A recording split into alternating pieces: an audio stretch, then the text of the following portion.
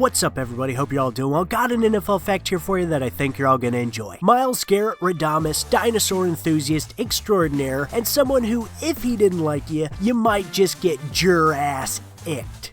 Kicked, icked, your ass kicked. Jurassic, anyway, whatever. I tried, and it's the thought that counts, especially this time of year. In his weekly Hard Knocks cameo, put into the air that he needed 14 sacks to become the first person in NFL history to reach that exact number 4 seasons in a row. I need 3 more for another record, you know that?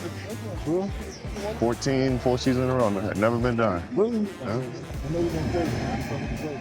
And a quick note for those heading off to the comments to type the inevitable. I mean, feel free to do so anyway, I could use the engagement, but this is a stat exclusively for the post-1982 Sack Masters, when sacks became an official stat, because for those wondering, myself included, about the likes of Al Baker and Deacon Jones, among others, but those two especially, unofficially, Al Baker still didn't reach those numbers, topping out at 3 in a row. But Deacon Jones actually did reach 14 sacks in at least 4 consecutive seasons. And not only that, he obliterated that number, going for 6 seasons, back to back to back, and so on. Anyway, coming back to the man of the hour here, or the few minutes we're gonna spend talking about him, the pterodactyl Mr. Myles Rex, quarterbacks for a living. Heading into Sunday's contest against the Miami Dolphins, he was just 2 sacks shy of that career achievement, and lo and behold, as you can tell probably by this video being in existence, the old paleontologist-to-be pulled it off, getting both of his 2 sacks for the day against the interim QB, Snoop Huntley. Nothing like a dog colliding with a Snoop, am I right?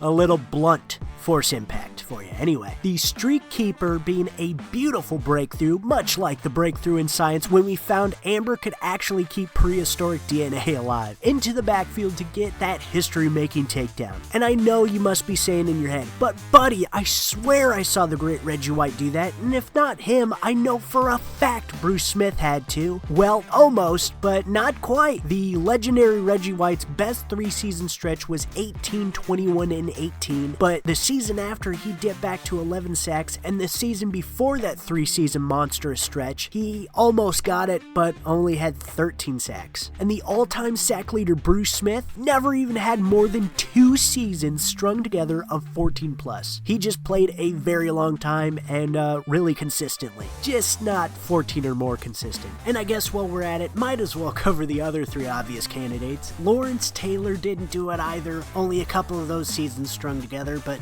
no more than that. Kevin Greene was actually in the same boat as LT, and the late great Derrick Thomas, although he had half of the entire total we're looking for in one single game once, he never had even one back-to-back set of seasons over 14 sacks. And so Myles Garrett is the one and only atop the mountain in that very impressive cherry of a stat. Speaking of impressive, and I mean miles ahead of the rest type of impressive, SeatGeek, a proud sponsor of SVTV and the world's best ticketing app and website, with their state-of-the-art seating chart, SeatGeek finds a way to get you the best deals for the best seats at nearly any event reality can offer. And for an extra takedown, just use code SVTV for $20 off your first ticket purchase, and don't you miss out on watching something we're seeing anymore. Alright, I love you guys, I appreciate you guys, I'll see you in the next one, and peace out.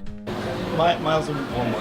When Kevin was making his case for you to win DPOY, he said he can't see how anyone would think you aren't the best defensive player. Do you think you're the best defensive player in the league right now? Yes. Why? Why? Yeah. Go check the tape. That's why.